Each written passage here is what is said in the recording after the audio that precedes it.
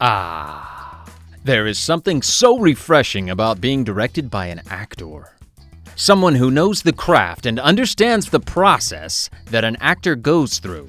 Sometimes, as an actor, you get lucky enough to work with an actor-director because many directors don't have a clue what or how the actor does their job, and most don't even care. But Jason Baughan is the exception. He is an unstoppable, amnesiac spy, lethal, brilliant, and relentless, outwitting entire agencies with sheer skill and instinct. With his multiple passports, CIA connections, kick-ass style. Wait a minute. That's a different dude altogether. I'm getting my guys mixed up here. Jason Baughan, not Bourne. Ugh. Pull your finger out, Todd. Jason Baughan is a dedicated and compelling actor whose passion for acting ignited during his youth, leading him to pursue formal training at the prestigious Guildhall School of Music and Drama. This foundational education equipped him with the skills and techniques that would later define his diverse career. Known for his collaborative spirit and commitment to storytelling, his career serves as a testament to the power of versatility and passion in the arts. Baughan ventured into voice acting, lending his voice to characters in acclaimed video games such as Assassin's Creed and the Witcher series. But his keen understanding of narrative and character development eventually led him to directorial roles in the gaming industry, where he has been instrumental in shaping immersive storytelling experiences for video gamers. And I've always enjoyed working together with him on projects for all those reasons. Here he is. It's a double dose of J today with myself, Todd Kramer, my sidekick, Reum, and our guest, Jay Baughan. I'm ready to roll. All right, let's go. Hello and welcome back, everybody, to the Offstage Acting Podcast. Woot woot. Hello, We're so happy to have you with us. Yes, we are. This is the podcast where we help you get acting. That's right. Which means what, Jay? It means that you're acting. You're acting, you're getting it, you're learning it, you're understanding it, you're doing it. That's right. Fun. We're having fun. That's right. Doing on and off stage. On and off stage. Are you having fun? I am having fun. I am fun. I'm the personification of fun. Thank you very much. India is going to have to watch out, India. Deal with it. Yeah. You're saying what's on my mind. I leave in 2 days. I'm kind of like, it hit me this morning. Yeah, So. I know. I keep thinking about you. You're packed, ready to go? No, I haven't started packing. Do month people in actually India? pack multiple days before they leave? Is that actually a thing? Yeah, I think it is. Okay. I mean, especially if you're going for a month to India. It's like you want to start at least getting your stomach medications all lined. My stomach. That's actually fair. Mostly after the podcast, is when I can actually like do my check-in for the flights, and once I do those, then my brain will actually like be like my body will be like boom boom, and I'll be like, oh my god, yeah, then it'll be real and it'll sink in because it's not that real yet. This morning I was like, oh my god, it's kind of real, and then I think after this podcast is going to start getting realer and realer by the second. But yeah, cool. Yeah. How's your play going? Play's good. Yeah, it's fun actually. They just added a matinee performance on Saturday because sold out. High demand. Yeah, big demand. Lots of folk I know in the local community are ready to come out, and they're actually really good. I mean, it's fun. I didn't think, like I said before, I never did amateur dramatics or anything before, but we're having a good time. It's a great. You don't know the show, and I barely know it. Hello, but it's iconic. So everybody who knows, the show, the TV show, they know all the characters in it. They know what to expect. So it's gonna be a ton of fun. I'm looking forward to it. Your face is lighting up, Hot Toddy. I don't often see that. You really mean it. Gosh, I wish I could see it. I know. But you have to bail. I have to be, and I'll be I've actually also been working out because, I'll be like doing yoga 3 hours or whatever a day. Right. I'm going to come back really hot, Todd. So, prepare to be jealous. Can't wait to see the ripped. I'm kind of joking. I won't be ripped. Version. Now here's the thing with me in India. You'll be all spiritual and stuff. Yeah. Part of your whole spiritual journey. I get it. I once was thinking about India. I was on a spiritual quest. Yeah. This is about I don't know, 15 or so years ago, maybe Okay. more. And I thought, While you're in I don't know what to do with myself. I just didn't know what to do with myself. I thought, I'll go to India and I'm going to sit. You know what I'm going to do? I'm going to sit under the Bodhi tree. I'm going to find the Bodhi tree. I'm going to sit there and I'll find enlightenment. You did not. I'll find enlightenment just like the Buddha or whoever like did it. Siddhartha Gautama. I'm going to Yes. Siddhartha. I'm going to go. Where's the Bodhi tree? That's the spot. I don't know where to do or go. There. I just go there. So Google Earth at the time was like starting or whatever, Google Maps. So I could look online at the Bodhi tree. Yeah. So I let me see where this place is. Where is it anyway? I mean, I was ready to buy a ticket. And then I looked at the Earth map and it was just like this awful looking tree in a really terrible looking town in the middle of some village. And it was covered in, draped in like crap. It had all kinds of streamers and stuff. And it was just this, yeah. You know what I mean? It was just this ugly tree and garbage all over the ground. And you could just see there was a dead dog and I don't know. But I was like, maybe I won't go to the Bodhi tree. Maybe I'll go to like a sandals resort in Jamaica instead. How did you? You didn't spirituality there. That is hilarious. I don't know what to do with myself. You know what I'll do? I'll sit under the Bodhi tree. That's what I'll do. Go for it. But here's the other thing about India, which I'd love to go to India. What do you eat? I'm about to find out. They have a specific Ayurvedic diet, so it's very. Okay. I mean, I'll be fed. Stay away from the street food. That's all I'll say. Well, no, I'm in like a program, and they feed and house me. So yeah. That's good.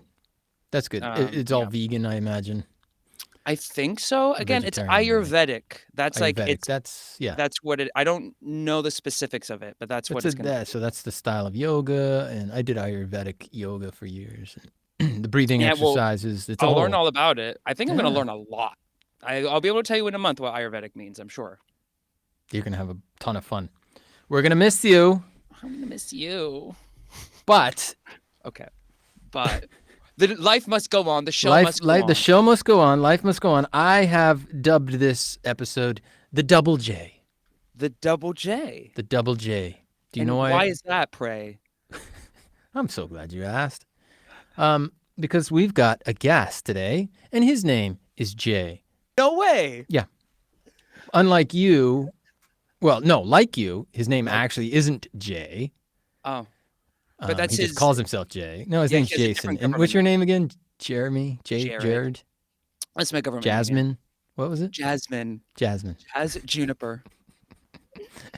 Jared and Jason. Juniper. So they both go with gay. But it's go with J. But it's Double J Day here on the Offstage Acting Podcast. Great. Yeah. Love it. He's a really cool guy. He's as they all are. All our guests are cool. They are. Well, I wouldn't invite somebody that's not cool for one. You wouldn't. He wouldn't actually. Listeners, he actually wouldn't. He's a bit picky. I'm kind of snooty like that. He's an actor, but he also does essentially his kind of main gig now is video game director, voiceover, director stuff. So I thought it'd be great to talk about that kind of stuff, find out what's going on, how that works, Love it. Dig deep into the video game. And I worked with him years ago. Awesome. On a project that went on for quite a while. So wait, what are you gonna? You'll talk about it. I want to. We'll talk about it with him. Yeah. Let's play his. He's got an old. Show reel. Okay. Oh, he has a show reel. Oh, cool. Yeah, he's like an a actor. Video game reel. He's also an actor. Yeah. Well, we only have actors on here. Pretty much. No, sometimes we have people that are related. Yeah, we have people that are actor adjacent. Related. Yeah, that's true. But most have been an actor. No, he's an actor at first and foremost, and he's quite a good one. And he's kind of got this. To me, he's like the guy that looks like an actor and sounds like one. He's got this great voice. You know what I mean? Some guys look and sound like actors. You can just tell right away. Huh. And he's one of them. Yeah. All right. Here we go. Let's check out a show reel.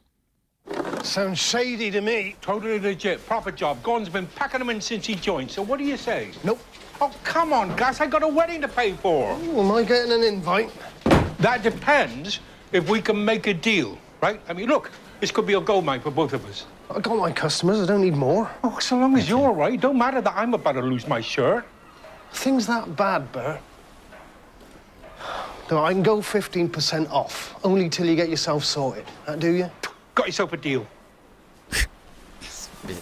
But given the circumstances, I'm going to have to ask for something up front. What?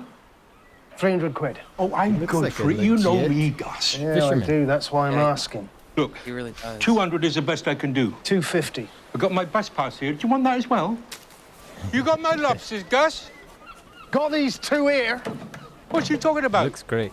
He Propeller does, on he that does. damn tourist boat cut through You the don't line see of a my lot of holding actors pot. that can Well, you put me play. in a right pickle, aren't you? I'm in Men. it too, Bert. Yeah. You know how much no, a new he- holding pot costs? What am I supposed to do Burly. now? Men. Call it Burly men, off. like a men's Reschedule man. for some other Men's time. man. All right, all right, all right. Look, Who actually look Just like they're trade everyday workers, cash back. like an everyday Joe, right? Here's the thing with the cash. I don't have it. well, you better get it. I need 40 lobsters by tonight. Can't do it, Bert. Lobsters. Gave it to the ex. She had to have a new washer. In the meantime, I paper lobsters still crawling around the sea. All right, we're gonna have to Promise I'll teach pay him how you to back in do a a week proper or show reel. so. Look, you can have these here if it helps. The extra long show Woke reel. up one night. There we go. He's got hair in this one. And I went downstairs. That's what. And there he was. It's really good. Who? My dad. He wasn't moving. He was lying on the floor of the kitchen. Go on. I heard screaming and fighting coming from the hallway. My mum was scuffling with this man. Please, continue. He's going to continue. She Why are you pushing screamed him? loudly, and then that was it. The noise just stopped. And that's when I saw him. He was Good holding character an axe. actor, AJ. And then he came at me.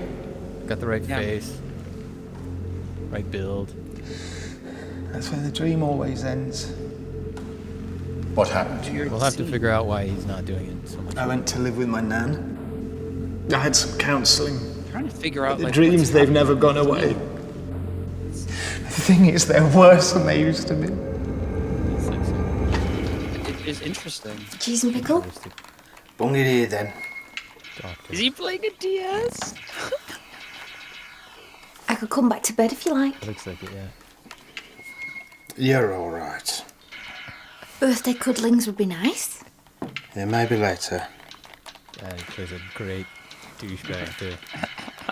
With his scummy Making more shirt. tea. Playing a what was that? What'd you call that game thing? Oh, A look. DS? Barry cheered me up, took me out. Yeah. We had a little party. She been drinking? You might have had a couple of sherries. Fab florals, Barry. Nicking from the creme. My friend gave them to me. What friend? We staying for tea? No, I could get chips. You should be taking it easy. She's off tanked and she's been dossing about all day. She's fine. She's not fine. Keep up, Bigelow. In any world, dirty and mad is normal. I'm leaving you. What? Of course. I'm ill, Damien. And you're a terrible person. It's all right. Oh, what? It froze up on me. All right. Well, we've seen enough, huh? There it is. It's good stuff. It's at the end anyway. Let's get to the man himself. Let's talk to him. It's at the end. There he is. Jay Baughan. Did I say that right? No, Bowen. Bourne. Bourne? Like the Matt Damon. And I'm Like now Jason left. Bourne? That's it. Vaughan, but with a B. Vaughn. That's what I thought. Baughan. Vaughan. Yeah. Well, Yeah. okay. Hello. Who can tell? What kind of name is that anyway? That's mine. Dutch Irish. I'm big Yeah. on names. That's it. I didn't get a choice Is it actually. Dutch Irish? I suppose I could. I could, change it and do all of that sort of thing. But Yeah, change it. I, Do that. Bunch of faff. you think so? Well, no, it's a good. It looks like a solid name, but I'm not the first person that's mispronounced that name. No, Ever. you're not. I'm probably. That's- It's every time. Every time. Yeah. And if I say it, if people don't see it written down, and I say, you're on the phone, and say, "Can I take your name?" You say Jason Bourne. They just go, come on, Right. and I'm James Bond. Yeah. Yeah. Exactly. me. Yeah. Jason Bourne. Good luck. Good luck to you. Good luck. You probably get that a lot. Yeah, Jason Bourne, please. So why aren't you still acting? Well, I sort of still do. Okay. I kind of backed it off when the sort of game directing started. I don't know. I'd been in a really long run in town, Right. 18 months in town, and I was just. What was the show on the West End? It was a great show. It was called Sunny Afternoon. Okay. Kinks biopic, and actually, cool. And I joined the show. I joined the main cast, and who I knew. I knew most of them. It was directed by Ed Hall, and I'd been in Propeller. Don't know if you've ever heard of Propeller. It's a theatre company. Okay. So I sort of knew everybody. Somebody was dropping out, and I came in, and the show was amazing. The music was amazing, and I had to learn the drums. Wow. I'm a guitar player, and I had to blag the drums. Right. You know, the old, do you ride horses thing? Yeah, of course. Yeah. I ride horses. And then went, fuck. I'm sorry.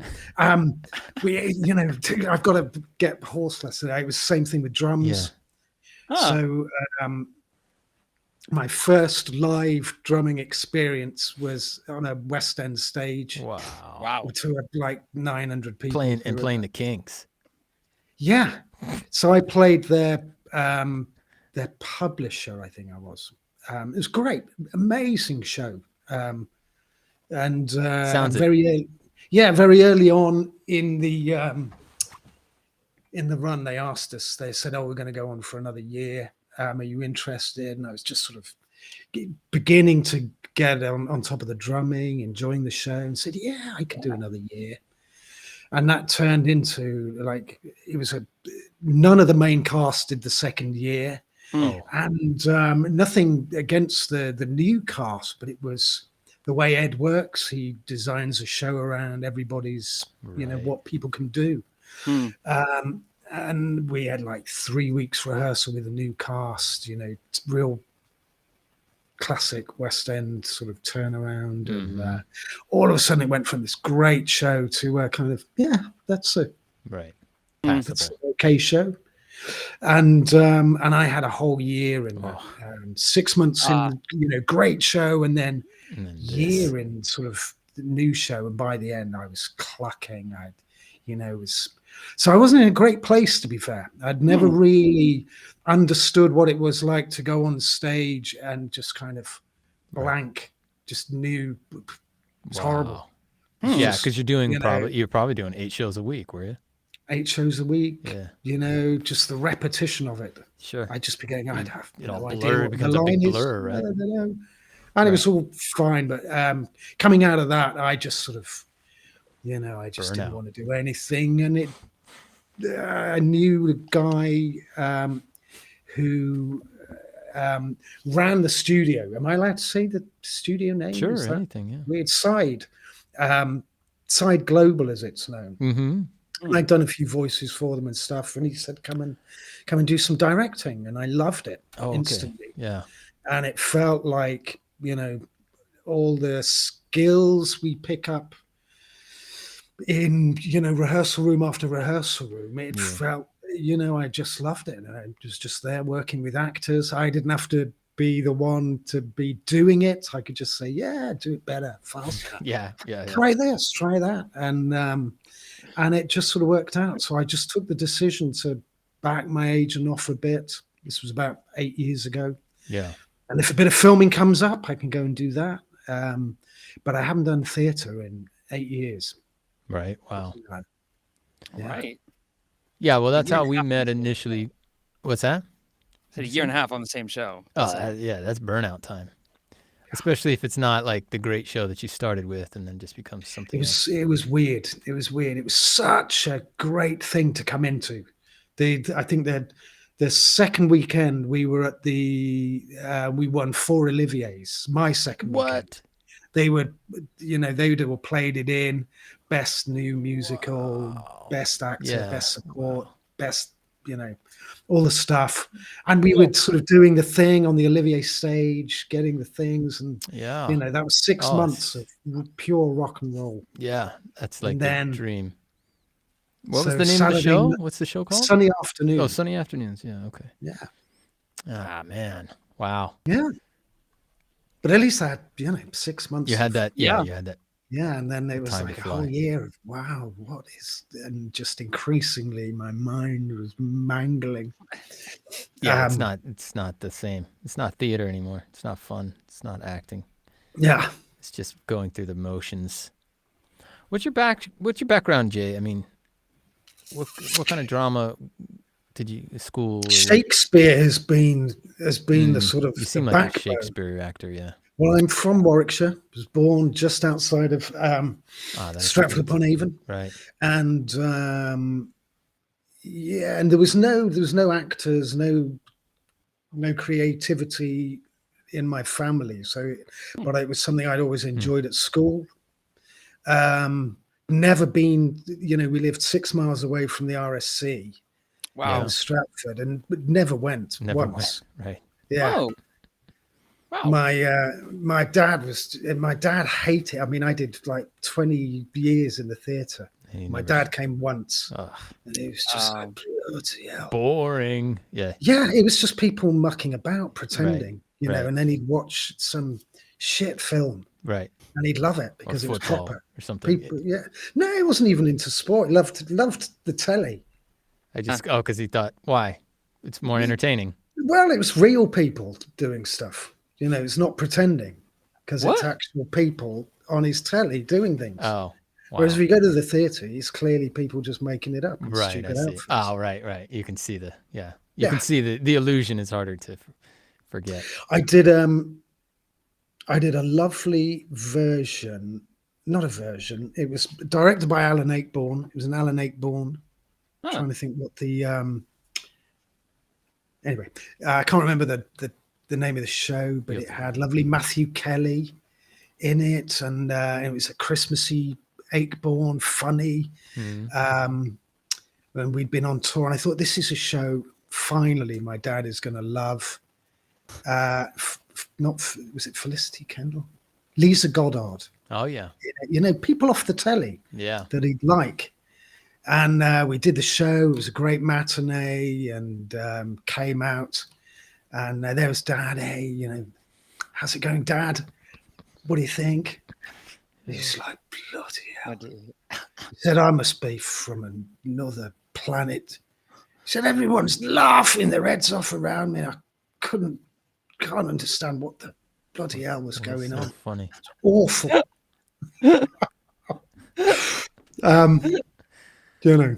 So how do you end up coming from that? What did your father do? What was he? Dad was a woodworker. Okay.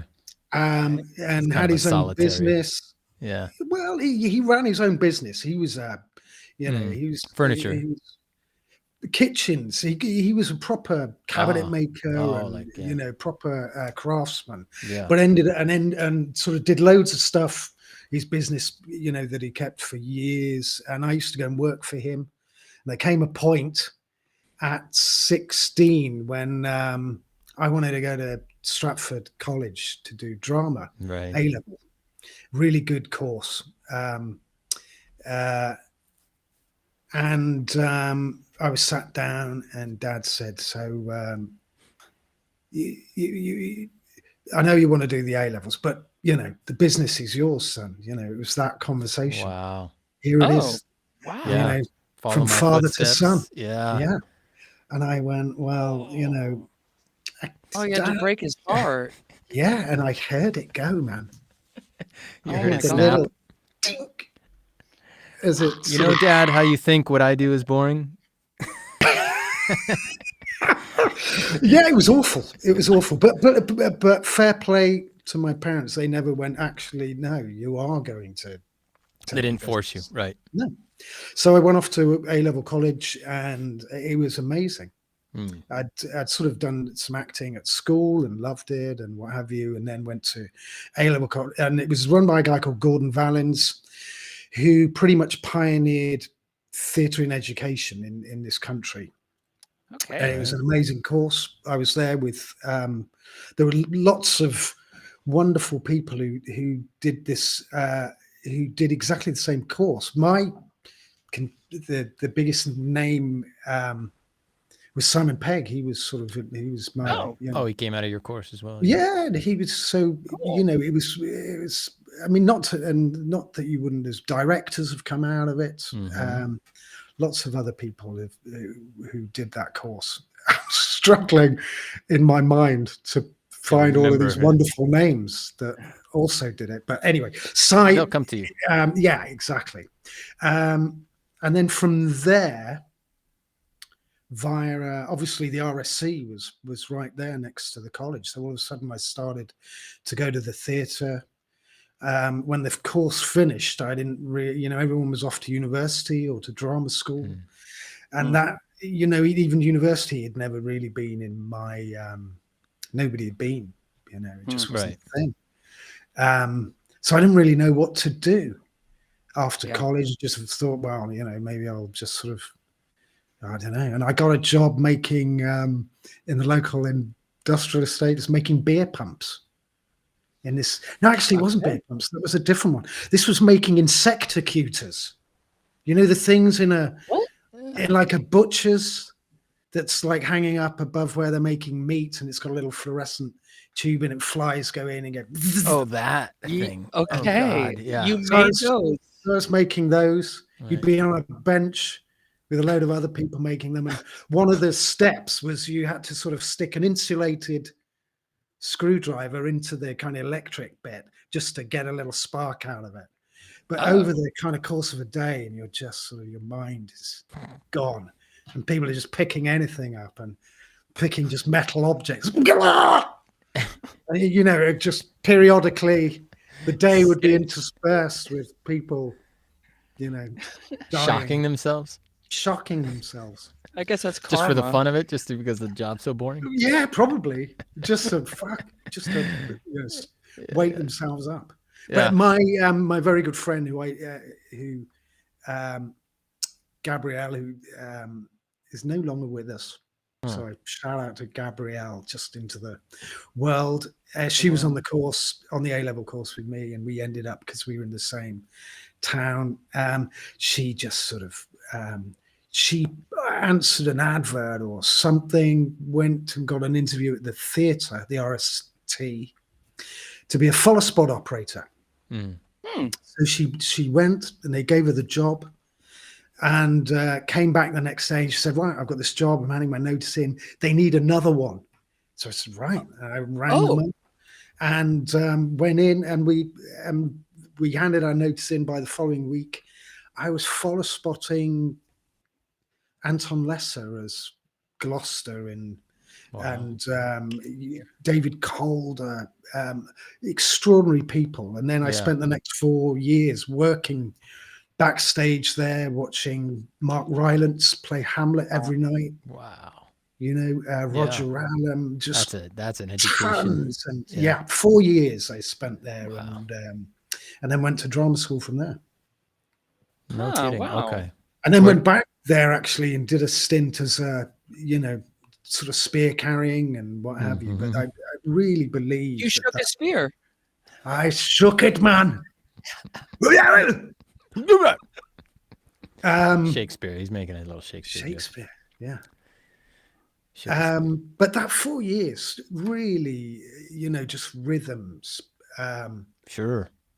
For verse speaking, just watching some extraordinary talent. I sort of dig into that a lot, and I think it just sort of gave me a toolkit, and I ended up just doing lots and lots and lots of Shakespeare for the Globe, RSC, West End, and Ed Hall's Propeller I mentioned earlier. That's a Shakespeare company, all male. I went around the world with. Really? Did you? You traveled with it? Yeah. It was amazing. Wow. That is so China, cool. Australia, all over Europe, America. Played in America. America. Yeah, well. And they came to see us. Like to brag or anything, but I've been to America. Hell yeah! What shows were you doing? Shakespeare. That's I not a show. think- Yeah. Yeah. Oh, you're we did- asking. yeah. Yeah. What Shakespeare shows did you do? Did Twelfth Night, Taming of the Shrew. I've been in Midsummer Night's Dream. I don't know how many times. Yeah, constantly. Yeah. The Tempest has come up a few times. Yeah. The Henry Fours I've done. I've done a lot of Shakespeare. Pick a Shakespeare. Do you have a fave? Othello. No. Never done that one. My There you go. favorite. Yeah, what's your favorite? Twelfth Night, I think. I think it's that. I mean, the Henry Fours 1, 2, and 3 are extraordinary. I think. Yeah, that's a lot. But as for it's a lot, but as a history of England, as for comedy, for sort of action, drama, political stuff. I mean, it's amazing. But I think for one, a one-hit play, Twelfth Night, it just has got it all for me. I think it's extraordinary. You've got the beauty of Viola and her poetry, and then you've got the funnies in Twelfth Night. They're the best. I got to play Toby Belch, which was at the Old Vic. We did the Old Vic. We played in BAM. We took that all around the world, man, and it was a great show. No kidding. What a great experience. Yeah. How many years were you doing that then? We did well. I mean, I suppose we did Twelfth Night and Taming of the Shrew with the same company, and we took them all around the world. And I guess it was best part of a year. But you play in one place and you travel to the next place and get a bit of time off. So it wasn't like West End year gig. What an experience! It was amazing. You must playing in China, Yeah. And they, I don't know, some sort of idea when we got there. I think we thought they were, I don't know, I imagine we thought they were Japanese in as much as, and forgive me if this is some awful racial No, I know what you're trying blur, that we thought everything would be very polite. China is just, they come in, they go out, they're videoing it. They're, they're not this. Yeah. calling out for orders, for food and what have you. And it was madness. It was as foreign an experience as I think I've ever had. Wow, that's funny. Yeah. Huh. Wild. They don't have quite the same, congenial attitude as the other cultures, I guess. And also they're watching it on subtitle, it's the whole Subtitles, subtitle thing. So, any physical gag of which we they missed it because they're reading. We're there, you do massive pratfall or something They really miss it because they're trying hilarious. to read. Nothing, absolutely nothing. Some cultures are very theater. They have theater built in to the culture. In Japan, for example, Eastern European cultures. Obviously Britain and parts of America, and it's just it's culturally, it's known, it's a thing, they know, the audiences understand, and then probably someplace like China that it's not a thing, not in the way we do it. They have their own kind of theater. I think so, and I think just a different attitude to being in an audience, not reverential. Yeah, but people at the Globe, people can get pretty raucous there, yeah. Because I mean, that's historically the Globe, like back in Shakespeare's day. That people were just. It's not raucous though. I think it'll be people are standing and they can shuffle around, and it has the feel of something quite loose, and you're open to the elements, obviously, but. It's still generally an audience who are there to see the play and appreciate the art, and they kind of shuffle around. Sorry, Todd. No, I was just going to say this is my theory about Shakespeare, which I realized a while back. But it's meant to be done in front of a rowdy audience of drunkards. Yeah. Who are shouting back and who are so simple in their understanding of things in the world that they, unlike your father, get sucked in to the reality of it, in a sense. Because if you think back to Shakespeare's times, these are very think about how uneducated people are today.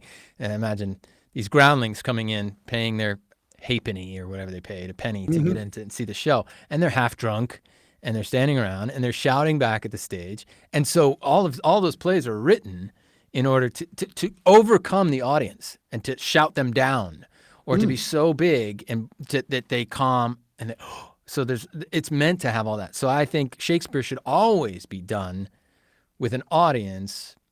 If you want to do it right, the audience needs to be like part of the. I think you're entirely right, and I think it's why it's so tricky. Shakespeare on film, Yeah, exactly. Sometimes it works. Sometimes, but more often than not, it just feels it's. There's just something missing. The audience it's literally written in a moment where the author, whoever Shakespeare was, you can say, but all the writers of that time, they understood, okay, in this point, there's going to be a dip. The audience is going to go, oh, and they're going to see the death, or they're going to see the betrayal, or they're going to feel the shake of the whatever the occurrence is happening, right? The storm, and they're going to be enthralled. And then, boom, you need a big to wake them out of that, or they're going to be laughing hysterically at the funny donkey man or whatever. And now you need a big speech to pull them back out and get them back on board. And that speech needs to be so mesmerizing that they forget and they get sucked in and they're just watching. And then all of a sudden, oh, because they're going to be loud and brash and drunk and throwing things and talking to themselves and doing all that stuff. So Shakespeare's written and needs to be performed that way. I think you're entirely right. I would love to see that. There's you ever seen the movie Rosencrantz and Guildenstern Are Dead? Tim Roth. I've not seen the movie. No, I've not seen the film. I didn't know they did it. It's a movie with Tim Roth and it's going to escape me now. Great movie, and there's a scene in there. Rosencrantz and Guildenstern Are Dead, with Richard Dreyfuss comes in and he plays this traveling part of the traveling actors, right? And he jumps up and he gives a speech. I can't remember the speech, but he's doing Shakespeare. And there's a group in the and they're giving him a really hard time. They're shouting at him the whole time. And every time he's able then to overcome them with parts of the speech that then shut them down. And it's this back and forth then between the audience. And it's the best representation I've ever seen of how Shakespeare should actually and would have actually been performed in those days. So, and I've done a few seasons at the Globe, and I know it's not everybody's favorite venue for whatever reasons, and not every show is great. But for an actor, I've been lucky to play on a few stages, but that is the one. Yeah, I bet that's the one. It's designed so you can see, you can speak to everybody, and it houses like 1,200 people, I think. Wow. And you've got them down at your floor, all around. If you're saying "I love you" to somebody, you've got to say "I love you" to everybody. You have to kind of, and it's so interactive. There's the option for, to pull people out, to go through the audience. Exactly as you were saying, Jay, it is raucous, or it has the potential for it. It rarely actually is. Yeah, but needs to be, though. I think the potential is there, and the best sort of actors on that stage understand it, can use it, constantly using the audience. So much fun. Love that. If I were to do Shakespeare, like direct a Shakespeare piece at the Globe, for example, I would encourage everybody to get drunk. They have nights, I think. Don't they have there's a name for it? There's right? the midnight matinees. Is that? I was thinking of something else. I don't remember. There's a name I went to recently, and it's specifically well, it sounds like midnight matinees. It sounds like that might be a thing too. but like there was a name for a night where they like know that it's going to be like, it's like something friendly. It's like friendly also to like those, you know, maybe people with Tourette's, you know, or people that might be making noise, or for babies. There was Oh, I like, see. there was like a word. It was like something friendly, I think. Oh, Dang diverse, it, it's like escaping me. neurodiverse friendly or something kind of. But I along think those it lines. encompassed more. Yes, but I think it was all about like, it's like the show is going to be like, you don't go to the show expecting it to be a quiet audience. Right. Like they let all the people that are coming be like, hey, this show is X, the name that I'm forgetting. All Like, right. know that this is going to be what your experience is, or Very might cool. be. Right. I think there's nothing Dang it. wrong with it.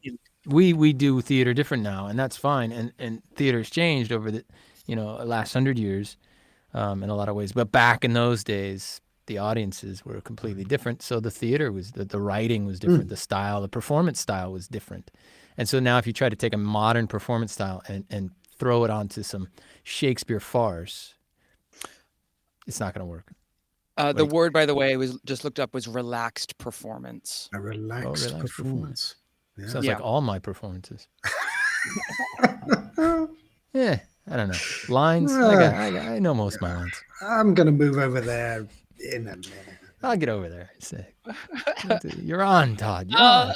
Yes, I'm on when I say I'm on. You don't say I'm on. I say when I'm on.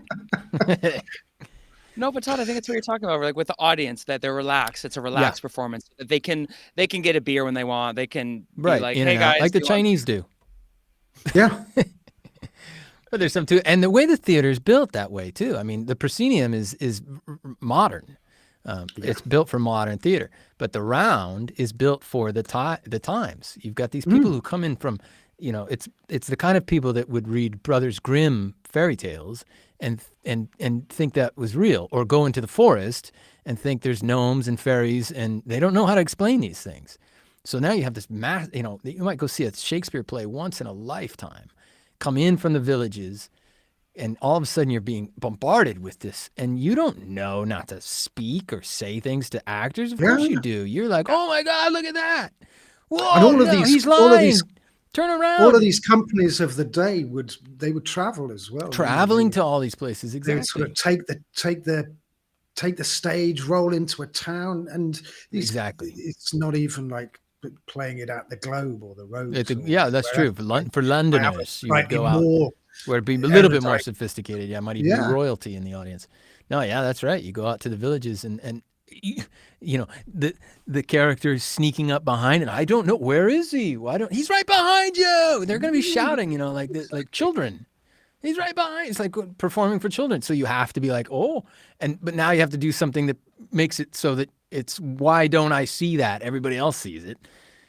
So you have this kind of, these comedy elements written into it and stuff. So anyway, Shakespeare. Shakespeare. What can you say? What more can you say? What can you say? Not much. We've said it all. Really. We've said all there is to say. That's true. We finally 100%. solved the Shakespeare. Yeah, all of it. Yeah, I also think Shakespeare was a conglomerate. This is, we all know these kind of theories, but I think he was a conglomerate of writers. We know he collaborated, in later plays and things. I don't know. I'm sort of. I have a theory. I'm from Warwickshire. Yes, and I know the school that he went to. Yeah. And I've walked the fields in Shakespeare. I find it tricky. I know there's probably a lot of tricky to. Let me ask you this then. Do you think back in those days, because my theory kind of is this, back in those days, you wrote for a specific theater. If you were a playwright, you were kind of under contract for that theater, right? Certainly. If you had Shakespeare was for a while, wasn't he? Yeah, and so was William Marlowe and all of them. And so it's like you're working on a new play, you're writing it for my theater, right? They're all in deep competition. Mm-hmm. So, but if you're only writing one play for one theater, you're kind of limiting your ability to earn. So you might find ways to create pseudonyms and create other personas that then you pen under those names and you sell these plays.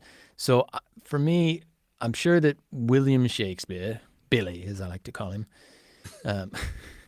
was a person. Was he the writer? Was he a writer? Did he collaborate? Did they use each other's names? Did they mix and match and go, oh, that's one of Will's, plays, and just so they could make a better living? Who knows? Who knows anything? I'm sure there are people, clever people who kind of know more about dig deep stuff. into that stuff. But, yeah, I don't know. I just like. No, I want answers, Jason. I'm sort of romantic in as much as you want to think that I want William one was walking, incredible genius man from your town, who could sort of from my town. Maybe he's even related to you in some way. That was probably related through cousin, through the years. fourth time. You probably have some. Yeah. He was probably a woodworker.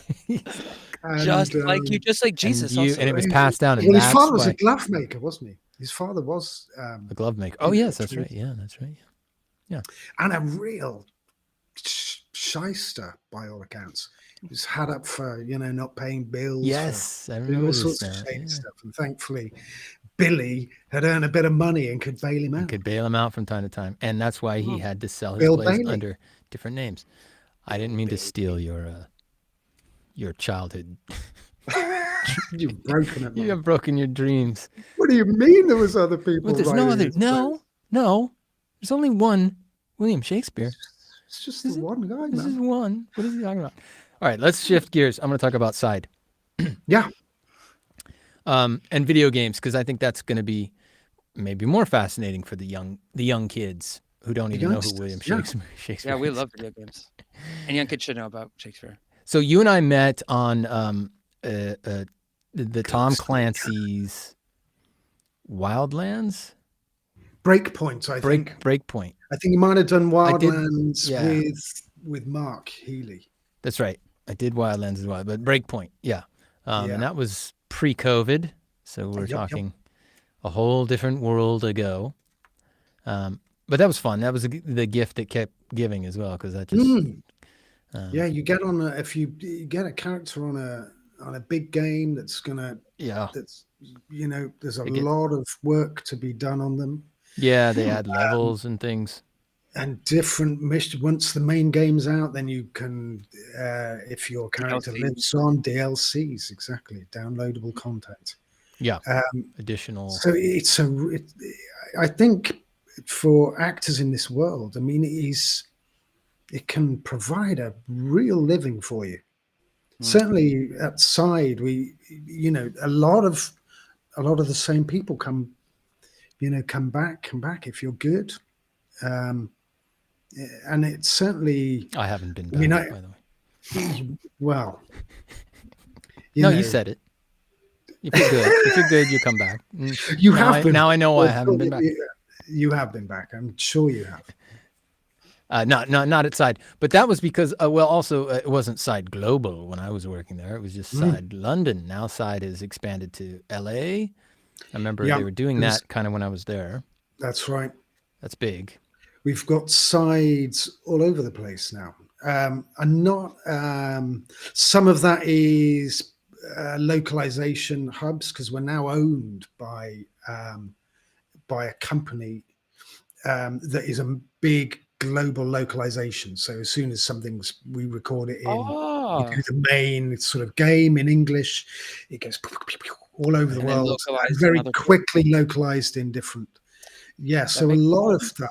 The sides here and there are kind of handling that kind of thing as well.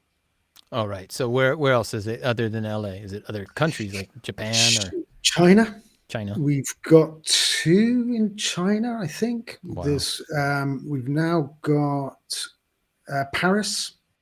There's one in Montreal, I think, maybe. Maybe Toronto as well. And they're handling the French language then, essentially, in those countries. Paris, certainly, but there's a lot of games made out of Montreal. Ubisoft is massive there. Yeah, and I can't think where else we've got them now. I think there's Berlin. I think we're all over the place. Wow, so it just keeps growing. Yeah. So tell me about how how does it work? Just for those that don't know but are curious. I have when people find out I'm an actor, and the one thing that becomes more interesting, especially to younger people, obviously, than anything else I've ever done is the video games. Right? Yeah. Which to me, I could care less. I don't play them. I don't know them. I'm always fascinated when I go in and they show me all the world that the guy lives in, and I go, I don't know this. And the gold coin, the orbs that he collects, and he goes, and I just go, do you want it fast or slow, high pitched or low? But I know the nerds out there. Well, love it. Like Jay. I think in terms, are you a gamer, Jay? Oh, huge gamer. Yeah. Love. Yeah, for sure. I mean, I think in terms of an actor coming in to play, you don't really have to have played any games. I think if you have done, then you kind of maybe understand how some of the parlance that's in there, but you don't really have to know anything about games in order to. The one thing you do have to have is a good natural style behind the mic, and a lot of the voiceover world just doesn't have that. And what do you mean by that? What I mean is people come in and do voiceover acting. Yeah. And they go, oh my God, man, that's amazing. And they do these big sort of dynamic reads that sound. I'm doing a voice. I'm playing a video game character. Wow. Yeah. Hey, could you help me beat these guys up? Because they're really ragging on me, man. And the whole point of a lot of these games is to be immersive. And what I'm immediately wanting is somebody who can find that sort of breath quality that just, I believe they're in the world. A lot of my work it's all informed by context. I want it to be immediate. I want to feel that it's happening in real time. And my son's a huge gamer now, and I'll come home and he'll be in the middle of something or other, and I can hear these voices that are just in front of a microphone in a booth. Nobody needs to learn the lines. Yeah. And they're making it up as they go along. And you find out the top of a line is all energetic and they've got absolutely nothing left at the end of the line. Because the voiceover actors have never stood toe to toe with somebody else, even in TV, certainly not in theatre. Had to learn a line, commit to a line, listen to a feed line. They come in day after day. Hopefully they've had a look at it. They're aware what the character might be. Not all the time, has to be said. And I'm not talking about we have some extraordinary voiceover talent, but a lot of people just are not trained up enough. They've never rehearsed. They've never had to listen to another line. They've never had to learn a line. Imagine that as an actor, never having learned to line, never had to commit. This is where I distinguish between, because in the voice world, see, I tend to call myself a VO actor, voiceover actor,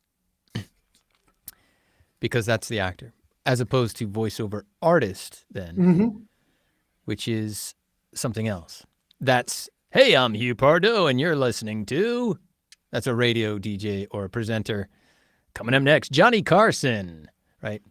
That's a VO artist as far as I'm concerned. Or maybe they do film documentaries and things like that. So then the difference between the VO actor and the VO artist, or the voice over or voice artist, I guess you say. Do you make that distinction ever, or do you feel that? I just, I'm never involved. I'm freelance for side, so I'm just sort of booked gig to gig. Yeah. I sort of facilitate the auditions, so I'm there and we audition the people, and I'm just there trying to get the best out of somebody, cooking up the part. And so generally, I'm divorced from all of that process. So we come in to do the main record, and whoever the actor is in the booth is whoever the actor is in the booth, and I just sort of work with that. work with them. So I get to know a lot of actors who are good and come back. Some actors come back and they've got big, beautiful voices, and they're actors, and they get booked the whole time. But my heart sinks because I know that the client has just been seduced by a big, beautiful voice. Right. And I know full well that they've never acted with somebody else. So I make it, because I'm an actor. Yeah. I want to play with them. I want to play the other parts. I want to hand them the energy that I hope instinctively they're going to pick up on. Most people do. Most people go, oh my God, this is cool. This is like we're doing a scene. Yeah, you certainly did that with me. You would feed me lines and we'd play off each other. Yeah. And I look at it I try and keep it like a rehearsal, because that's when you get people are playful, but you get a lot of people who just come in, they just want to do 3 lines, move on. I pick the best one, and I can't, and that's not the way I work. We'll try and play a scene. I'm going to play, if I have to play 5 parts, I'm going to do my best to hand you the energy. And what I'm looking for is the context, because it's so contextual, the world. And it's very different if we're doing, it's all one-liners and it's just like, hey, no, get down. Yeah. What? Yeah. Grenade. Grenade. Get down. Shit.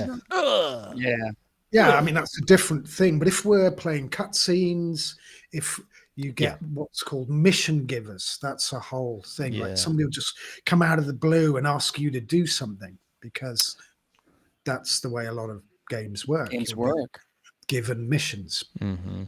But there has to be, the more we want to provide an immersive experience, and the more sophisticated games are, the more sophisticated the writing and the ideas, and some of them are extraordinary and beautifully animated. That's what I'm trying to bring, and it doesn't always work out. And I'm not I don't really see myself as a director, just somebody. I've got a good ear, I think. I've got a good instinct for actors, having been, in rehearsal room after rehearsal room for 20 odd years. I think the amount of Shakespeare that I've done means I can look at a line and I've got a good rhetorical idea how that line is going to work. Antithesis, all of those lovely rhetorical things. So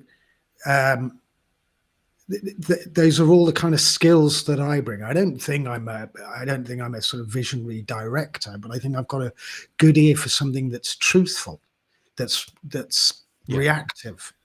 And that's all that I'm kind of looking for, and all that I try and gauge what kind of actor we've got in the booth, try and work out what the client's after from the character.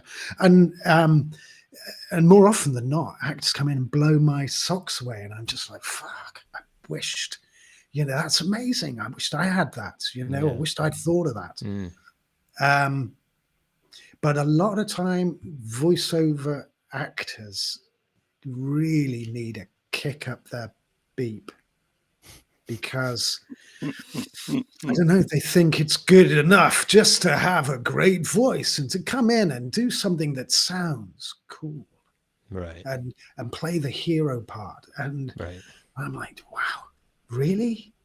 You sound like you just came into a sound booth and you're reading it off the thing, and there's it has no dynamic quality across the line. It's an even pace and done with a, you know, and often, like I say, the front half of the line is all loaded with all the energy, and they run out. They take 3 breaths to get through a line. Yeah. And I point that out and say, oh, and then people say, oh, that's a very long line. You go, is it really? Is it a long line? Well, you know, read Cicely Berry. Yeah. You know, did you go to drama school? Did you read Cicely Berry, Linklater, any of these voice people? Because if there's a sentence of a unit of sense and you understand it, you'll have the breath. You'll have the breath for it. Yeah. That's right. You are sort of the linchpin there in the room between what I consider the tech guys, the game designer, which is usually obviously the client, and the artist, someone like me, who's doing the voice, and the disconnect between myself and them is massive. And it's not felt by them as much as it is on our side, on the artist side. Yeah. And that's why I think it's great. And I really enjoyed working with you when we did, because you were able to sort of cross that boundary between us and them. Yeah. Sometimes, and it's all dependent on, people really. Sometimes the clients are super experienced and they've been through this process time and time again, and they have a little more understanding of the actor's process. They often you have the writer with you, and depending how good they are, depends on how much of that sort of bridging expectations, or a lot of people, they write this stuff, it's never lived, and they don't understand why it doesn't sound the way they wanted they it to imagined sound. it. And the line is supposed to be said this way, and you say, well, that doesn't sound very good. Let's hear how Todd says it. That sounds like somebody's real. Now he's giving some life to it. Or, actors will say, I don't really understand why I'm saying it in this way, and we can move it around, and hopefully very quickly I can inspire enough confidence in the client to just shut up and go for it. And let me just ask them the questions that I need answered, and let me and the actor work, and we'll check in and say, how's that sound? And they go, yeah, it sounds brilliant. And we go, cool. And then you get clients who kind of, who are blocking. They want it to sound this way. They've played, a lot of them will have done their own placeholder recordings. Yeah. And they're very proud of them. And they get stuck in that. And they say, oh, well, can we listen to the placeholder? Yeah. Which is generally them. Yeah. And you go, okay, we could.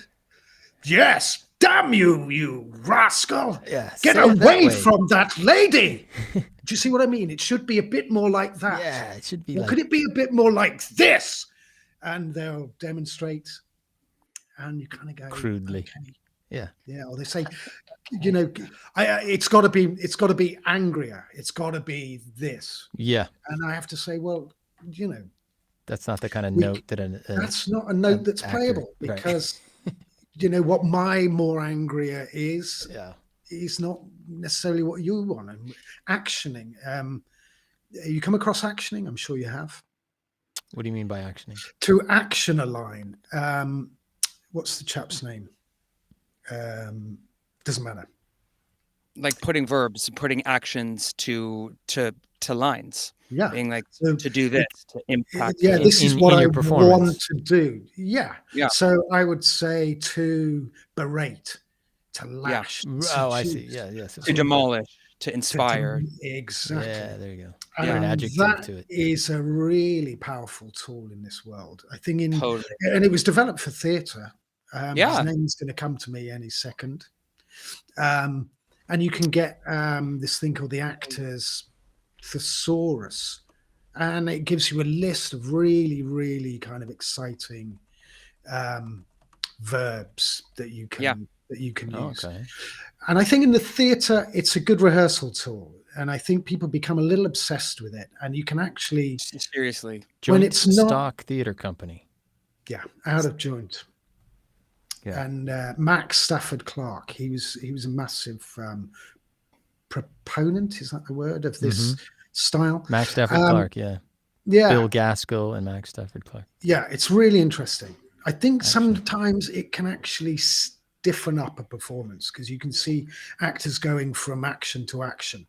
Yeah. But it Do can you be use helpful this, if you. Jay? Is that something that you use? Yeah, actioning has been a big part, a lot of my training, or at least some of it. But as you say, it's often a rehearsal tool, because like, once you kind of get in the moment, right? You don't need to like You don't wanna be thinking. intentionally action something. You don't need to be like, "Ooh, I'm going to demolish you on this line, and then I'm going to rebuild you on this line." Mhm. It can unfreshen something. If you know what I think that's what you're talking about. And so it's a really good way to inspire the actor, and then at least me, and then sometimes things just start happening naturally, Yeah, and right? then you sort of bed that performance in the Yeah. VO world, certainly in this sort of world where I'm needing to kind of find fresh stuff, and you're always on the clock. That line rate that has been given to us is all Yeah. about budget. So I have an actor Yeah. for Efficient. an You hour gotta to do do it. Yeah. 70 lines. Okay. So actioning is amazing. I think it works a lot Really, in the moment. It doesn't, I think it really, like when you're like, what about this? And you have to come up with it in the moment. I Yeah. think it can be really great. It also seems to prevent from having to give line readings, which actors hate, as we know. yeah, Which is especially tempting. sometimes if I've got an idea and I'm not able to convey it Yeah. with being beautifully articulate and inspiring an actor, sometimes I might offer a reading, but I figure I'm an actor and I'm just having an idea. When the clients start offering readings, and they're very proud of it, that can be really, It's a bit of a kick in the nuts. no, Actor. it's not really like that. I think it should be a bit more. Hey, buddy. Yeah. We need to go up the hill. We need to go up the hill. I think it should be more like up the hill. Yeah. You go, The emphasis. Yeah, the emphasis on the right syllable is extraordinary in this world as well. It's always some hidden client too behind some Zoom. You're like, I don't know who. Hi guys, where are you? Yeah. Oh, we're in Paris. Oh, Quang Chao. Nice to meet you. Oh, do you get international clients? Oh yeah, they're constantly. usually We have Sweden some or somewhere. Yeah, I mean, the weirdest stuff, and I've done a lot of it now, is Chinese RPGs, Right. like bonkers writing, but just I don't know, unfathomable plots. Generally, young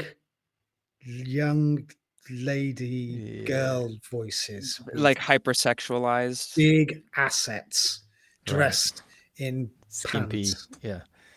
And they're all noble warrior princesses. Oh god. But they all have to talk like this. And so we'll do a bit, and there'll be a big gap, while while they all have a little chat, and then the interpreter will come. Yeah, we think it's too old. And you go, okay. Yeah, we need a 3-year-old. So the character's 18. Yes. Okay. So how old are you, Leslie, in the booth? I'm 19. Yeah. Yes. So this is what they sound like. Yes. We need it to be younger. Like an infant. So you want it goo goo gaga. Yeah. And then these kind of just weird plots, but they love it.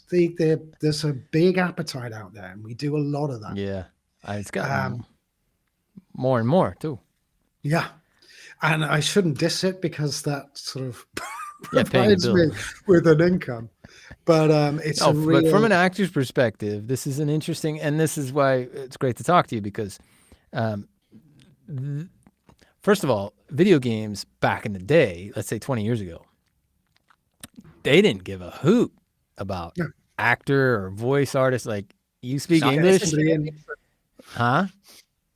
You keep talking, but not necessarily true. But I mean, the quality of the performance of the voice of the character in the game was low priority at best. You know, they got somebody in the booth that could speak English and said the words. They weren't concerned about, and I did some games back in those days too. And I tried to breathe some life into the characters, but it was clear that wasn't a priority. Priority was get the voice down and slap it down and keep going. I mean, some terrible, those games 20 years ago. Well, Side, I think, were instrumental in raising that bar. Really?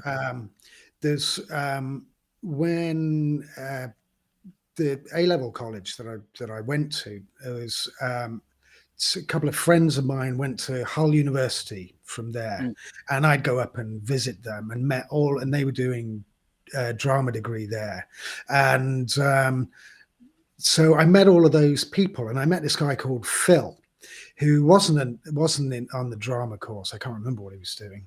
But anyway, he got into the audio world and then into sort of as an engineer, that sort of thing.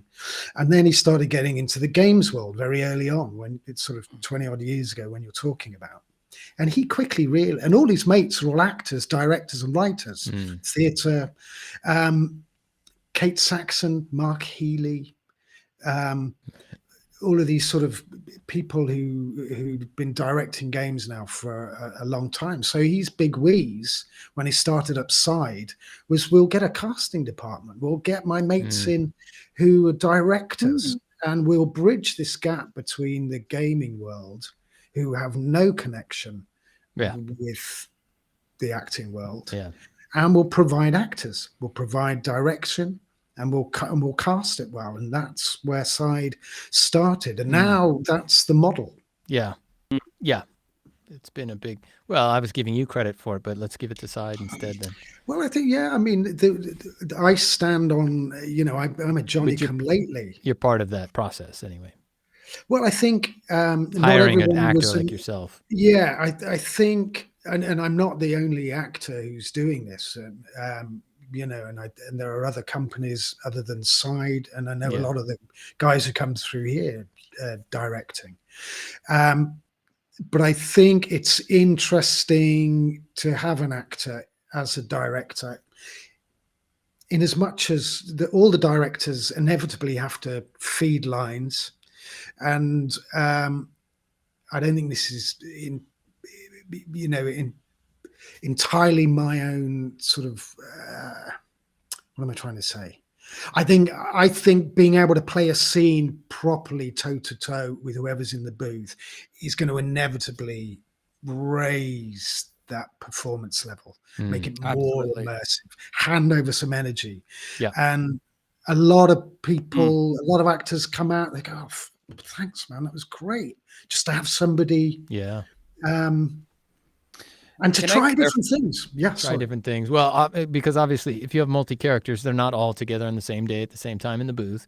So that everything's getting recorded. I'm just clarifying for the audience who don't really know how it works. But you're saying all your lines independent, even if you're saying to someone else.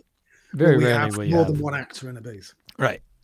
So then to have the director be able to feed the line just to get that stimulus, that stimulation, that response the right way. Sometimes they play the line to you. Yeah, once we've got the real line, of somebody, we've got the actual feeder, then obviously that's best. Play practice. that in, and then you respond to that. Yeah. It's a cool process, and I think it's I'd say it's relatively young for actors, this genre. When I say that, 15 years. Yeah. When it's become like an actual honest to goodness pursuit for actors. And I think the scope of parts that you can play in this world is extraordinary. Yeah, this is brilliant. You know, I get parts in video games that I would never usually get probably elsewhere. As an American working in London, I think that, I mean, it's a great world for you, I imagine. It is, yeah. A lot of military stuff, really. But there's definitely a call for the American voice, not just in video games, but all sorts. So there's, but the video games are very, very nice when you get them. Let's do a little fun thing, if you don't mind. Just for the fun. I didn't plan this really, but I thought maybe it might be fun. Oh. I'm going to play you my video game show reel. Very cool. And then you pick it apart. Mm-hmm. And tell me what you think. I can play the video or I can play just the audio. What should I do, Jay? Do you ever direct people for mocap, Jay? I don't, but I wished I did. Mocap's huge, yeah. Because we get a lot of mocap done by mocap actors. Well, then Todd, do your video one, and we can get Jay some reps in for mocap directing. Nice, man. Okay, there you go. I always want to do mocap as well. I took some courses, but here's one, for example, that this is part of the reason I want to do mocap was at the time they got somebody else in to do the mocap version of this, but Driver, my driver! Tell me what you're thinking. I'll pause this. I trusted you, and yet you repay me with heartless words and wound my soul. Petroka, let me seek comfort in your tender embrace. Like hell. No, Weaver was a good dude. I'll say. He didn't take a dump without checking his gear. Yeah. How'd he do it? Don't. How did he do it? You executed him. Backstabbing piece of shit. I wonder if Midas made it. That dude crossed the border outside Juarez, blackout drunk in Ranger panties and flip-flops. If anyone can hold it together out here, it's him. Apologies. Force of habit. Tell me something. My previous driver. You mean Van Damme? Yes, this Van Damme. What kind of a man was he? Dabbles. It's been a while. Release Xiao Lao. What's his game? Revenge.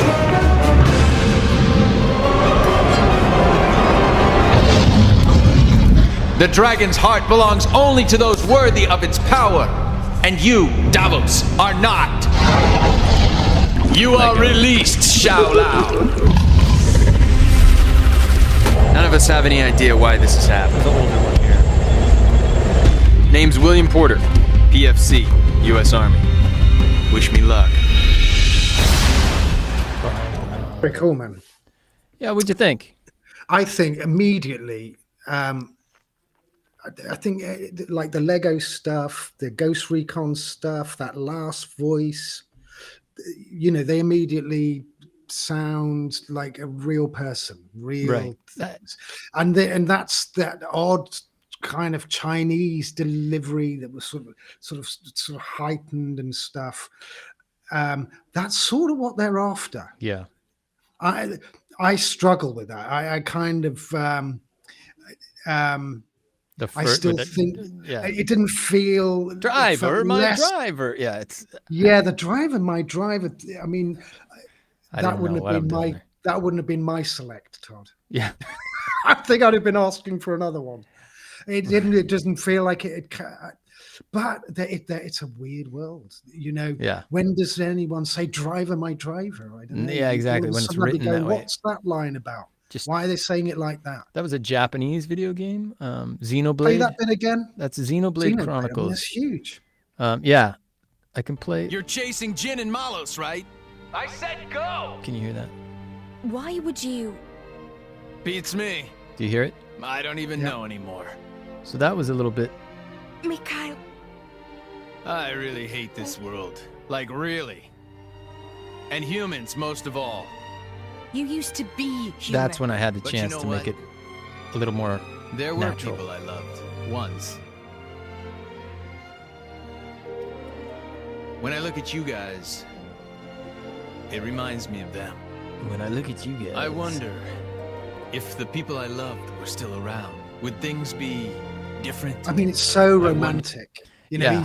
even if you took all of that music away, the people I loved. Yeah. Well, you know, it's all, and it's sort of done like that for effect. They kind of love that sort of stuff. I'm on a kind of mission to just take it off that. Just try and give it more. just try That's and why when you naturalize it a little bit. Yeah. When you said earlier, like you go for the natural stuff, that's when I was thinking more like Holt, which is the character I played on that Wildlands that you and I worked on, where it was just like a real effort to make him a guy that you would think is a real person. Yeah. Out there. And that's and that's in a real setting. Yeah. I could It's tell in you a real worked on that. setting. There's a guy, you know, you've had some horrific, I don't know, your legs are blown off or something like that. Yeah, You're in a really bad way and you've been laid up for ages, frustrated. And there's something about even when you're lying in bed, you know, there's something about the quality of the breath. And I can hear it a mile off, and people will come in and they'll deliver that without any sort of, it's just speaking into the mic. Those lines, and it might sound good, but immediately I'm going, well, I don't quite believe it. What's the, you know? I remember we worked very hard on that, actually, the breath, the kind of. Those are all of the things that sell you on the ear. You know? Yeah. And they often remove a lot of that. You know, they'll just chop the breath out, try and get rid of all of that. And I make it wherever possible. And some games, like, you know, if you're playing a ginormous fighting chicken or something, but even then, you know, if you can lend a truthfulness to a giant fighting chicken, it's going to be a better giant fighting chicken. I'm going to respond to the chicken. Yeah. Totally. So, you know, I'm not trying to sound like, you know, everything's got to be Chekhov or, you know, your dad's coming through. It's got to be real or something.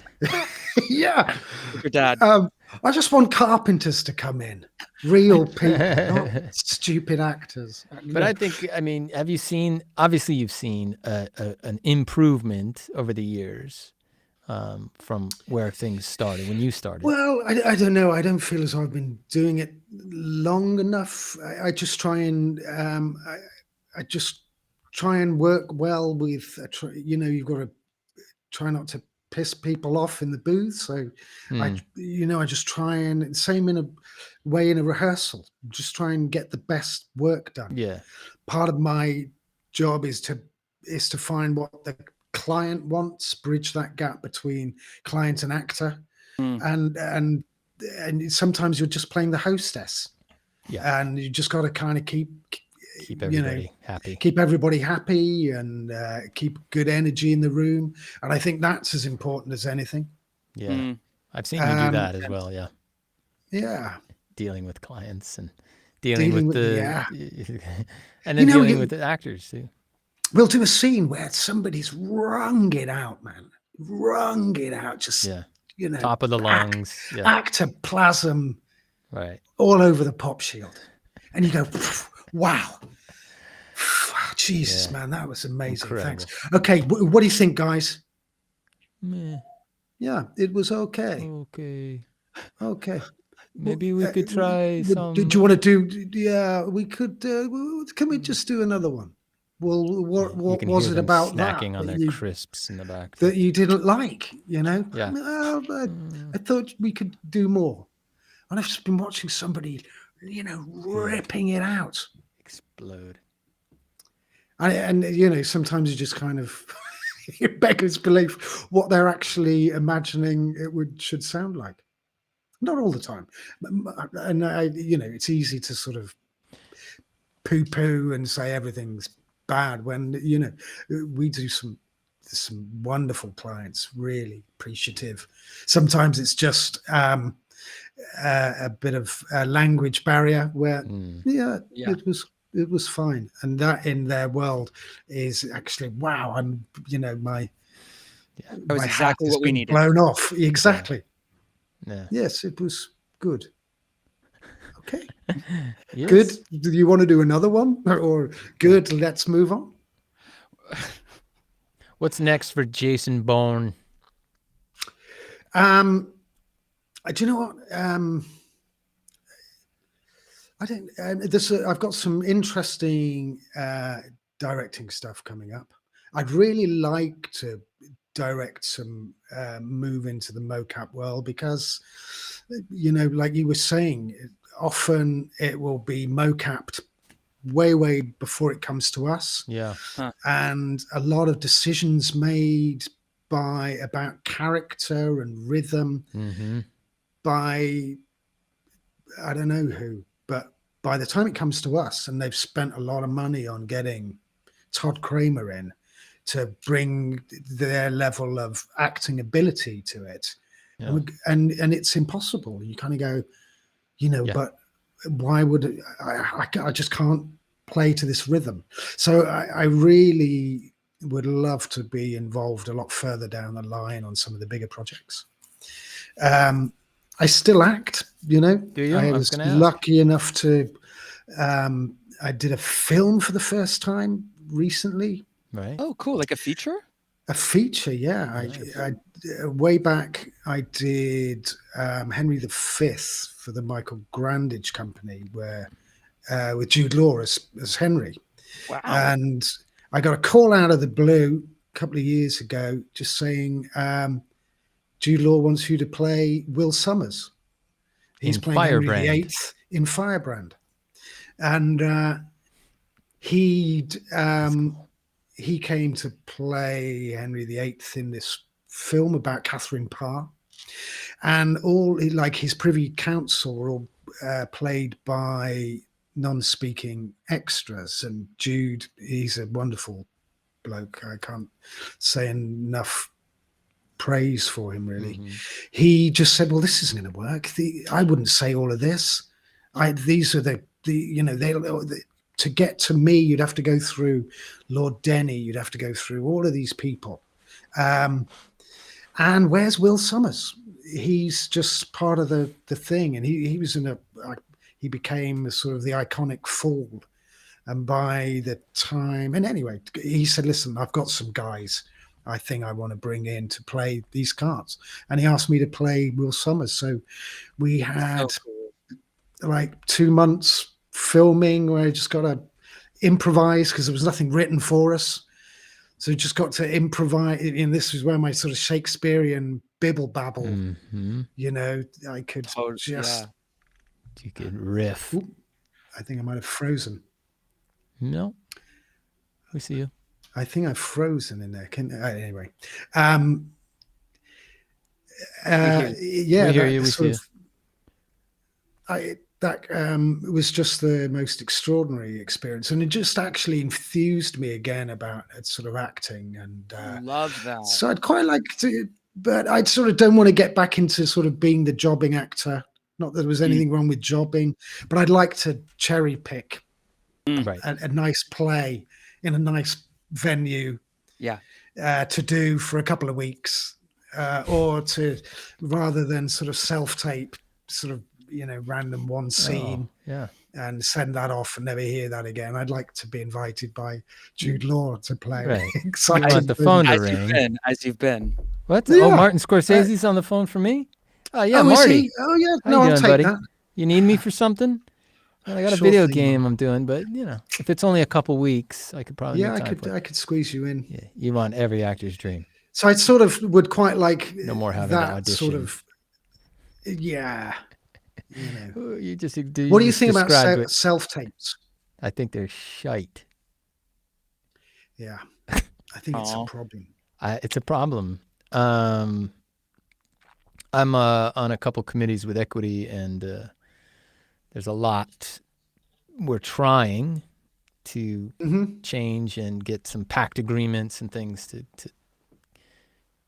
get some changes. But overall, it's almost impossible to do a self-tape in a way that gets you to be seen. But it feels like a lottery ticket, and I have to Exactly. listen to a lot of self-tapes now. You know, I'm on the other side of the yeah. fence, and you know, we try and do as many auditions in person as possible. Yeah. Because the thing is, if you come in the room and you do the thing, you go, yeah, that's great, but I think it's a bit more like this. Yeah. And immediately I can hand an actor a whole new set of ideas, and if they're any good, they can act on them, and they stand a chance of getting the role.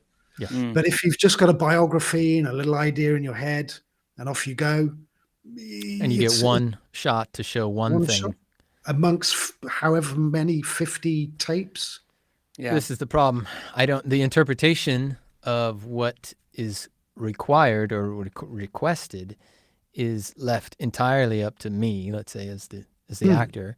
And I've been given very little information, sometimes no information other than the script, which is just a segment.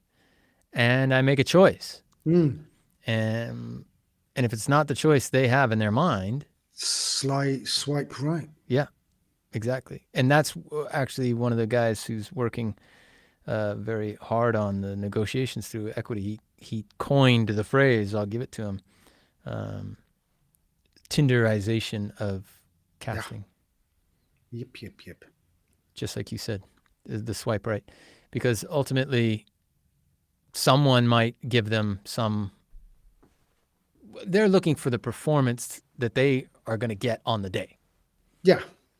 They're not looking to see if you have diversity as an actor, if you have flexibility, if you can take direction. If, to me, I'm going, well, I'm an actor. What do you, tell me what you want. Tell me what you want. And I'll give it to you.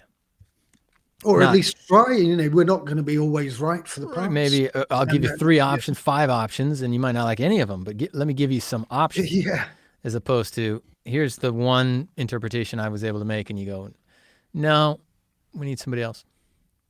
It just takes you out. You're no longer an actor at that point. That's how I see it. I don't know. It is a problem.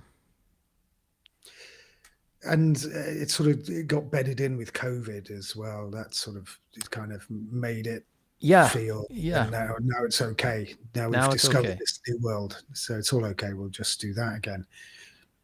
I've heard in other places. We just talked to a friend in Prague, where I used to live and work, and he said no, that everything's in person. They don't do self tapes. They did it for a bit, and I know in LA they do some self tapes still, but it's mixed. A lot of it. Maybe maybe it's great in as much as you can get a short list really quickly, but again, I think you're missing out on what it's like. What's that person like in the room? Exactly. As an actor, you're missing out on being in the room and showing. I always get the job if I'm in the room. Mm-hmm. That's the only time I get the job. Let's put it that way. Yeah. And usually I go in, or often I go in, I don't even read. Because they already know what you can do. They've seen your show reel. They've seen your CV. They just want to have a chat with you.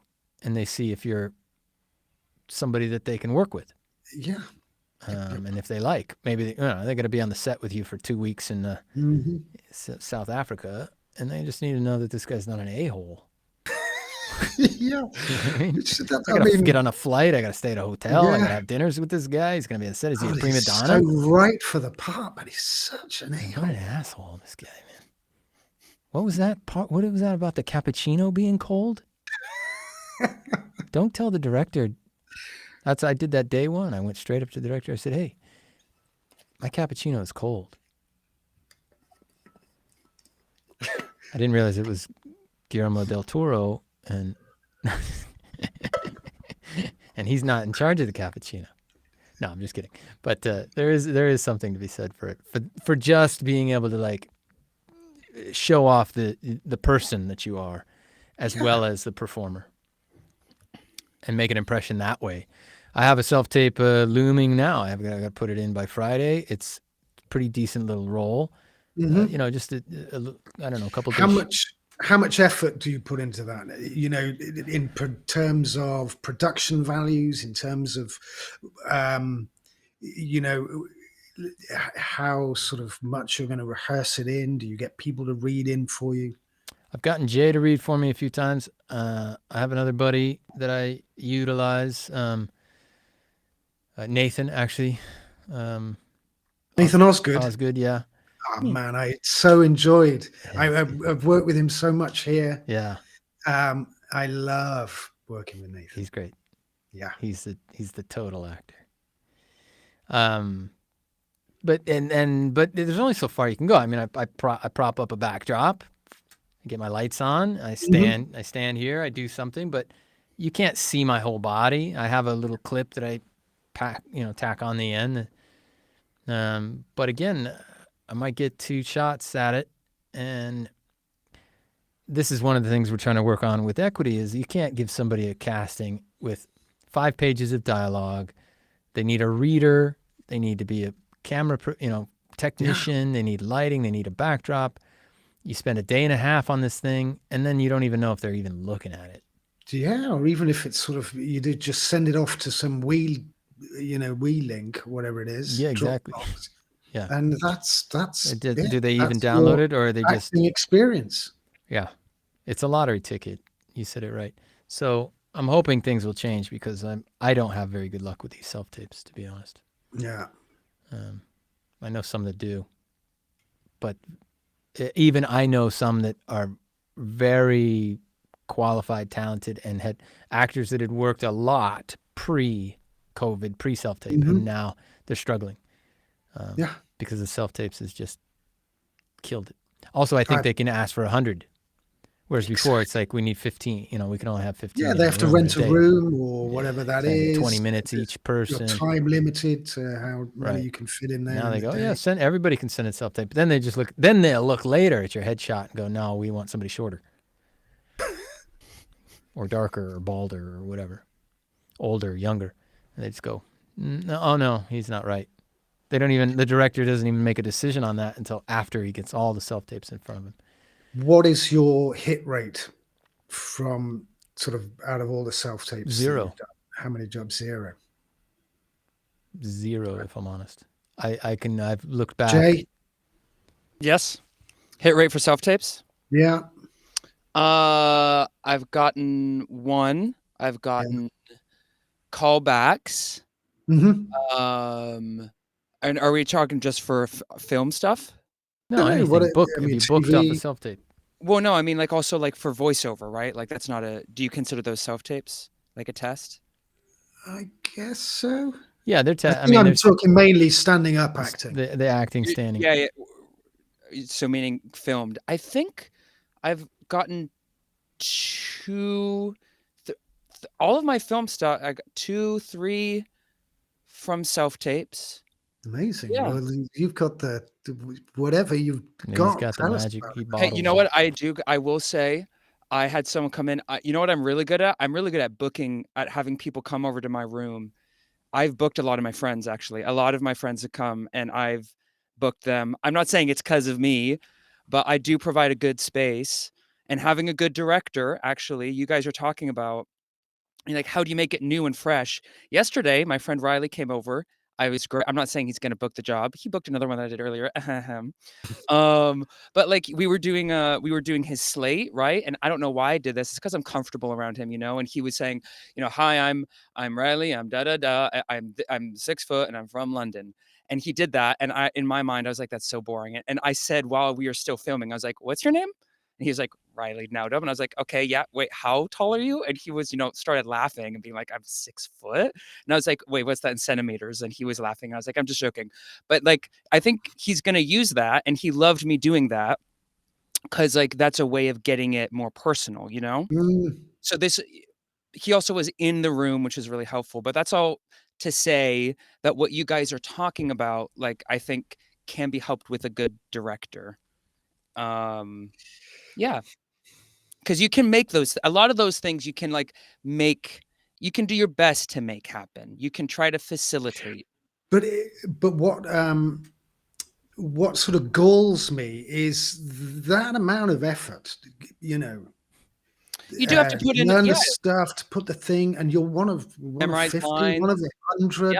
Yeah. Swipe right, the download fucks up, or you don't even know. You have to like doing it. If you don't enjoy you're not. You have to lot find a of way to work. enjoy it, It's a lot because of work. otherwise it's slog. It's literally just work. Yeah. Thankless. It's thankless work is what it is. So might be even futile work in a sense if nobody, because no one, they won't even respond to it, right? So you gotta, I don't know. I think you gotta hopefully find there's a way. some changes coming down the pike with the producers. We've made some things clear through equity to the producers, directors, casting agents of what that process actually looks like from the actors' side, where they hadn't realized and hadn't understood that, oh, that's what actors, when I say, yeah, let's have self-tapes, that's what an actor has to go through. Yeah. Particularly when they have these kind of also situations where they go, invite your friends over and cook a meal and serve it to them and show your kitchen. These are legit. These are like real. And then What's show this for? Like an advert? Yeah, like an advert, And then why not have a few friends over and have them eat, and then you kind of get some shots of you serving them and everybody smiling. Like, you want me to recreate your advert for you, exactly. and so that you can see exactly. I don't know if it's a lack of imagination. There never was much imagination amongst clients and casting people as well. That's insane. But now it's so for adcast. I never do ads. I'd say. Super early in my career, I'm just not interested. Right. I don't have much of a face. I'm not going to sell a great deal with a face like this. Do you know what I mean? And so I've never really been in that world. But are you self-taping for ads like that the whole time? Yeah. Those come along for sure. I mean, and they want you to do a whole kind of setup. Oh, man. Yeah, a whole setup of things. I got one not long ago. It was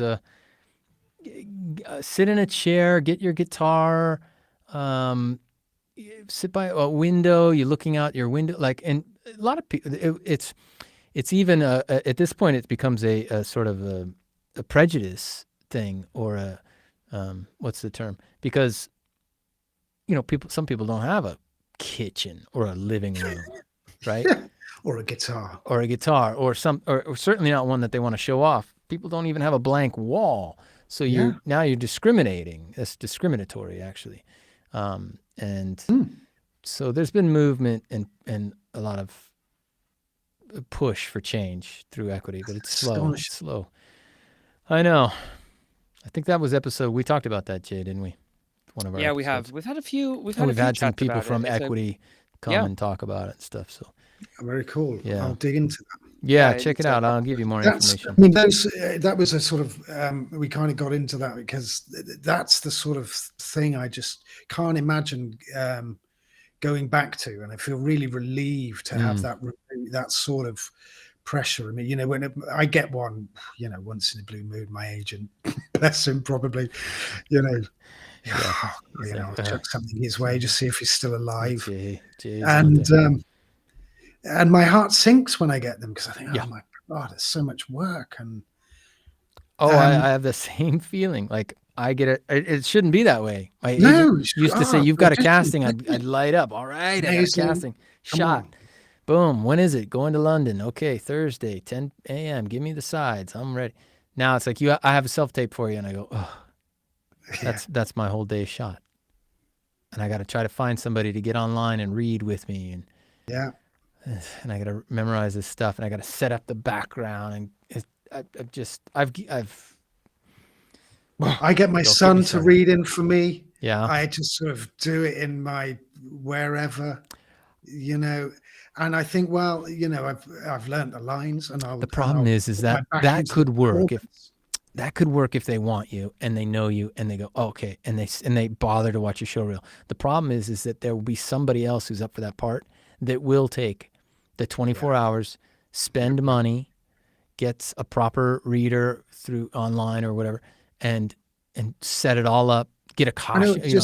And it'll just look better and it'll just look sound better and all of that, and it's just easier on the eye. Yeah, and they'll go, oh, well, he's got better lighting. That's the right guy. Yeah, but a good performance always beats good lighting. No, I don't think in this case it should. Well, then maybe that's not the people you want to work with. Well, true. But they pay you. Then I'll just be jobless. Yeah, I mean, these are the people that have the Sounds money. like you already are. Sounds like you already are. So, gotta change something. Find the joy. I really do think that. Find the joy somehow, or change it. You were right when you said you've got to Right. love it all. And that's the advice I always give to young, inspiring actors, too. You have to love it all. You have to love the rejection. You have to love the self-tape. You have to love schlepping into London. You have to love doing little jobs, big jobs. You just have to love the whole process. It's always been a hard job to do. You know, when I started, you still had to get your equity card. You know, you still had to get your hours. I went to a drama school, so that helped. And it was always hard. There was always sort of you were always fighting to get the jobs. You know, but there was less of us. Yeah, there was. You always went in and saw them. There was more work around, bizarrely, it felt. I know, even though there's so many things being produced, and I look at the Netflix alone and the others, they're just nonstop content being produced. And I go, what? So it's always been a hard life, and you've always had to deal with the rejection of it, not just for yourself, for your family and friends, who kind of go, oh, you know, did you get the thing? Oh, yeah, God. yeah. And every time you have to kind of go, oh, it's okay. I come up with some good upbeat reason. And I loved that, and I loved that life, but I don't miss it now, I have to say. And certainly in the kind of self-tapey world, you know, this is I had, you know, the dream would have been to get yourself to a level where you're, you know, I was past that at my age by now. You know, I want to be John Malkovich. I want to live in the south of France. And when they have a script, they send me the script and they go, John, they want you for, you know, they want you for this role. Send me the script. I'll read it. And then I go. But even back in the day, that was like 1% of the acting world who sort of lived in that world, I think. Had that kind of, this is A-list. Yeah. But at least some, like, send me the script. Just send me the script and tell me you want me, and then I'll make the decision, yay or nay. That's the one I like. There's we go. We finally cracked it. Jason, thank you for being on the show. Thank you. Reum, you are a bright, shining light of joy and positivity for us crusty old. Yeah, and well done for sitting there letting us ming on. Well, I mean, you got to express yourself. You know, that's good. Everything you're saying isn't invalid. So, yeah. Oh, thank you. We're not invalidating what we said. We appreciate it. No, I'm not invalidating it. I'm validating it. I know. Thank you. We appreciate your validation. You're welcome. We're just bitter. We're just bitter old actors. That's all. Okay. Thank you so much for you know, having me. It's been fun to talk about what we do. Yeah. Yeah. And it was good to get to know you better as well. And you gave some real insight here into this video game world, which we haven't had yet on the show. So that's cool. Good. That's great. Good. It's a great world, and I think you know, I think it's a good avenue for actors. It's a good way to make some money. Good if you can get it, but this might be an opportunity for you as well to express why I didn't get the last job I went in for. Well, you were so good. You were so good. I was too good. Well, I don't know. I did you not get it? I don't know if you did or didn't. No. You haven't heard from them. No, maybe I still will. I don't know. No. That was a Czech. I maybe the accent. I shouldn't have done the accent. No, I thought you were, and I'm not blowing smoke up your ass. I thought you were amazing. But we had it's a really good bit of writing. That game is going to be so much fun, and it allowed actors to come in and really kind of kill it. Yeah, there was that character was fun. Yeah, I don't know. Maybe there's other cool. I'm sure there are other cool characters in there, but I was just kidding. Anyway, it's fine. Anyway, it was really lovely to see it, and really lovely to work with you again, even if it's just for an audition. Yeah. Well, that was a rare thing to be able to come in personally, physically for a video game audition. That was exceptional. Big waste of time for me in the end, but Can never please this guy. But no, it was better than a self-tape. Let's put it that way. Yeah. Yeah. And it was good to see you. Good to see you here. Well, let's keep in touch, buddy. Yeah? There he is. Jason Baughan. Peace out. All right. Wow, that was a lengthy one, Jay. It was, but it didn't feel like it. I'm looking at the timer, the time in the bottom right, and I'm like, oh my gosh. We'll see what feel Andy like has that to long. say.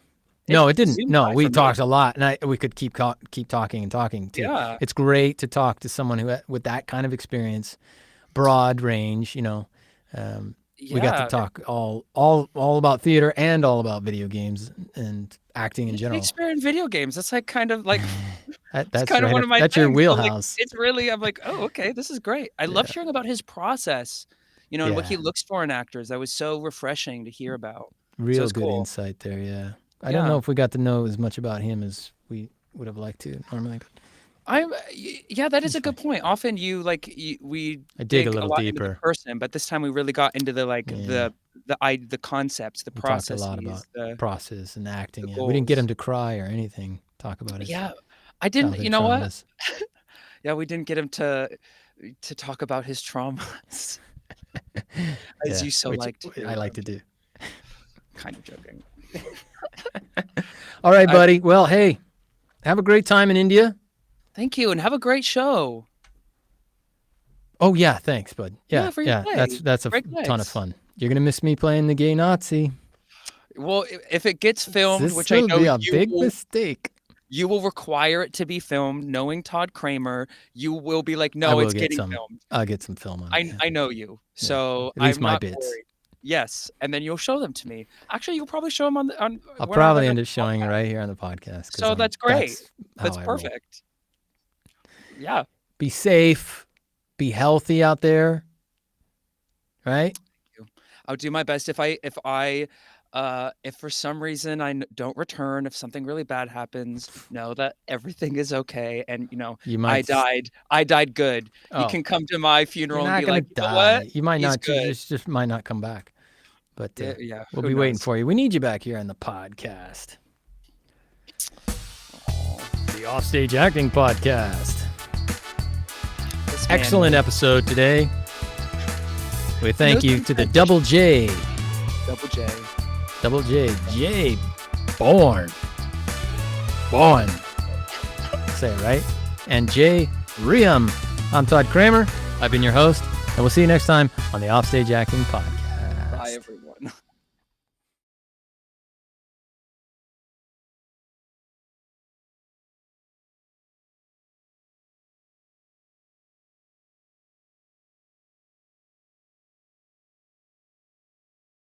All right. And then you start to be fascinating. That's all So you gotta this is the 5-minute podcast. I can do 5 minutes of. do. You got 5 minutes in you? Fascinating. Yeah, some 5 really good shit. What but- about high five. interesting? Have you got any? Can you do? If you can do 5 minutes of Yeah. fascinating, 10 minutes of interesting. I 20 can do minutes of mundane, meh. bland, beige, and mediocre. I could do that all day if you like. We got enough of that out of the other J. Okay, thanks.